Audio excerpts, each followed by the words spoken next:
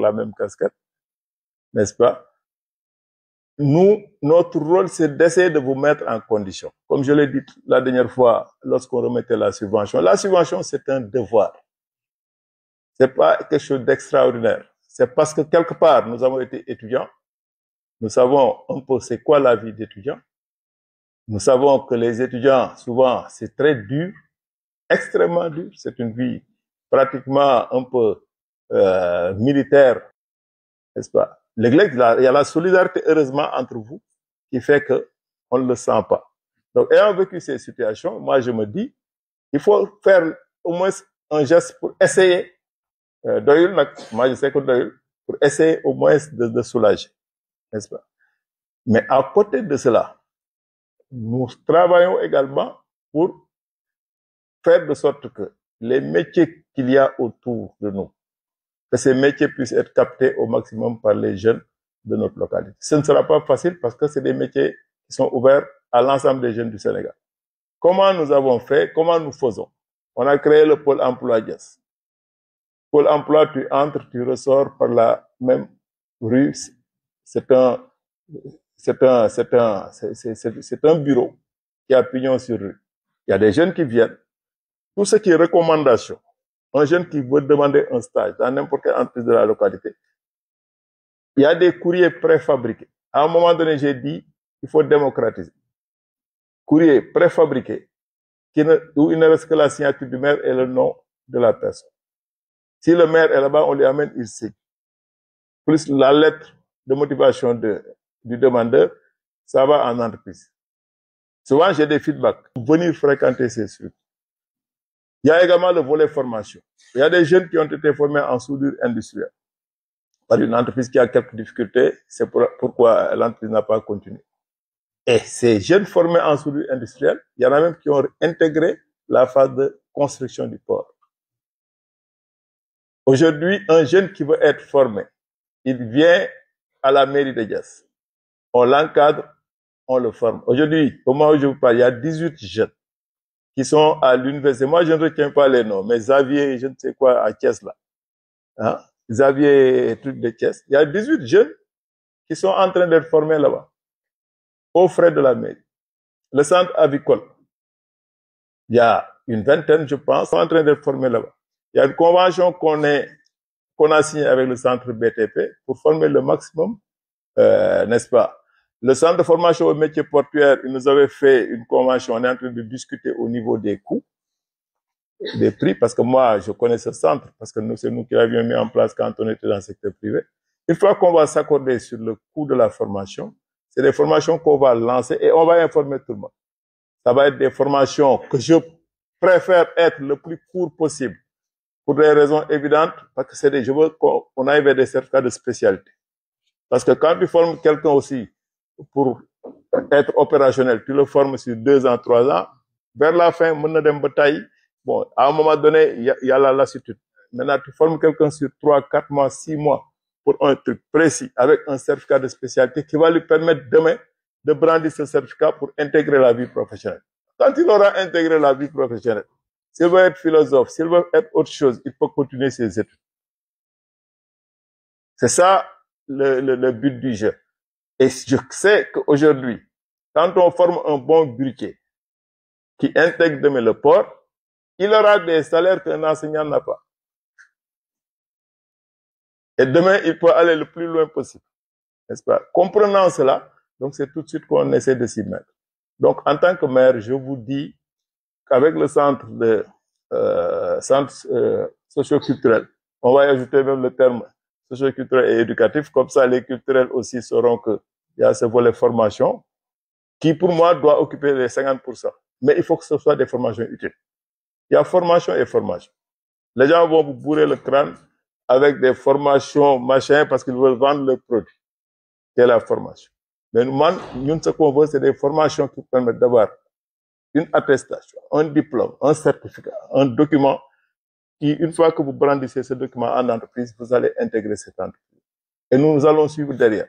Parce que les entreprises qui viennent à la commune, qui veulent s'implanter dans la zone économique, quand on fait l'analyse initiale, ou bien demain, si ça nécessite l'audience publique, Avant même que cette entreprise ne fasse quoi que ce soit, la première question qu'on nous demande, c'est quels sont les métiers. Une fois qu'on a la liste des métiers, nous, on essaie maintenant de voir avec les écoles de formation, on essaie de faire une course contre la montre pour former le maximum afin que ces jeunes-là, qu'on puisse les donner la liste aux entreprises, libre à l'entreprise maintenant de faire les entretiens d'embauche comme elle le souhaite. N'est-ce pas? C'est une nouvelle démarche qu'on a mis en place. Et à travers l'AECOT, on donnera des informations. Je suis venu ici pour vous regarder droit dans les yeux et vous rassurer. Pour vous dire que le maire est à vos côtés, le conseil municipal est à vos côtés, la population est à vos côtés. Essayez d'être parmi les meilleurs, on va vous accompagner.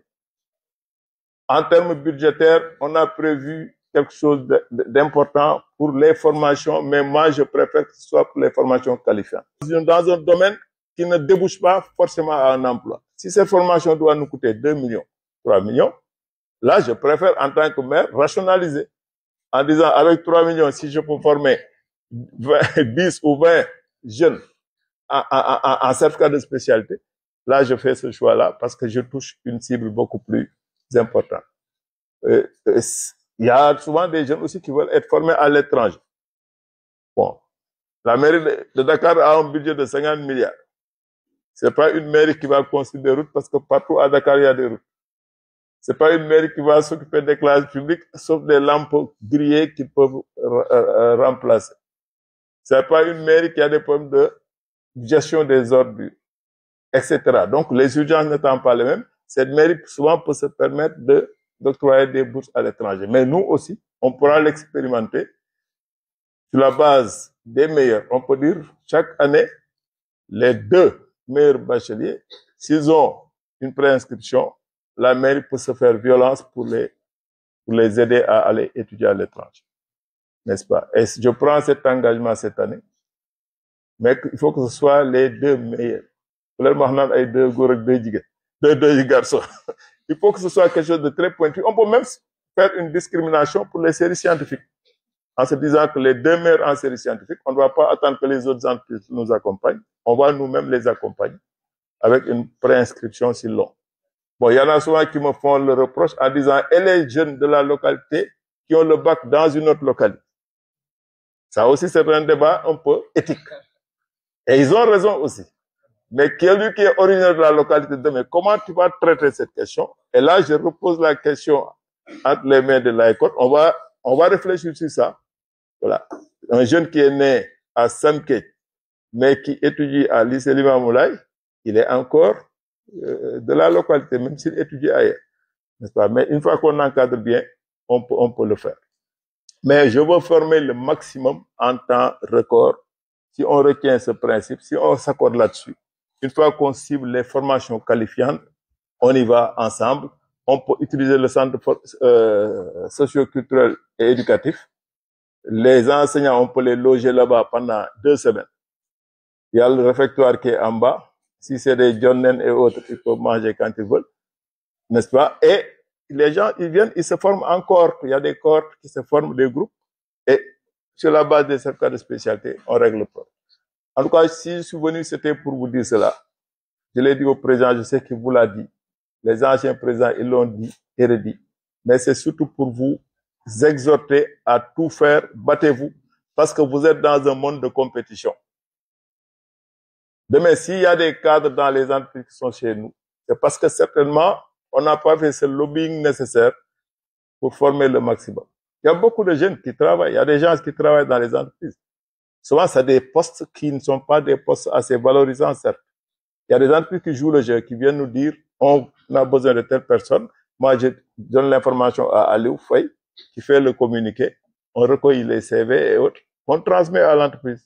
Et on veille à ce que cette entreprise les appelle tous, tous pour pouvoir faire les recrutements. En tout cas, vous pouvez compter sur nous. Hein?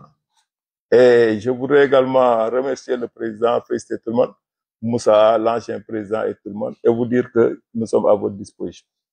N'est-ce pas? Donc, c'était... En tout cas, nous avons la chance d'avoir des jeunes assez engagés, mais surtout avec ce trait de caractère de notre localité qui est la solidarité.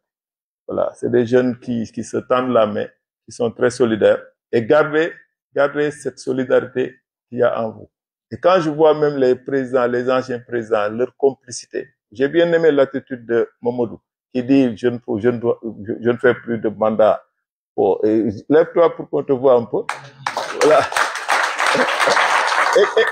Et ça, c'est des gestes de gentleman. Moussa aussi, quand Momodou arrivait, Moussa l'a bien couvé, il l'a encadré. Après que Momodou soit installé, Moussa est venu avec lui me voir, après qu'il l'ait mis dans les rails. Et je sais que le président Khassim, j'ai vu les mêmes valeurs en lui. Et je sais que le jour où il partira, il va accompagner son successeur. Et ne faites pas de l'AECOT un enjeu. Faites-en quelque chose de collectif. Laissez-nous les politiciens là, nous, on va se bagarrer là-bas. Mais vous, restez zen sur cet héritage qui est un héritage très important.